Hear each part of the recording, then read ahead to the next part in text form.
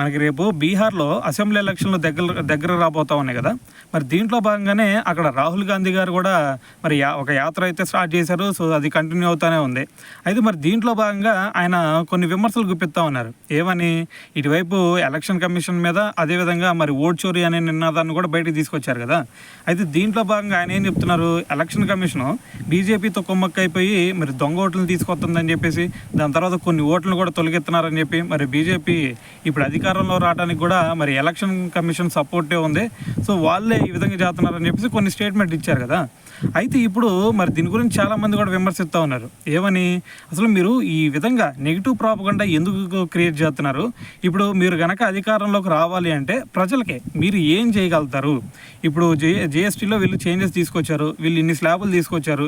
మరి వీటిల్లో మరి మీరు వీటిని తగ్గించి ఇంకా ఏదన్నా సరే కొత్త స్లాబులు తీసుకురాబోతున్నారా, లేదంటే ఇంకా తగ్గించబోతున్నారా, లేదంటే ఇన్కమ్ ట్యాక్స్కి సంబంధించి ఏమైనా సరే మార్పులు చేయబోతున్నారా? మరి మీరు వస్తే ఇంకా ఎంత మంచి చేయగలుగుతారు?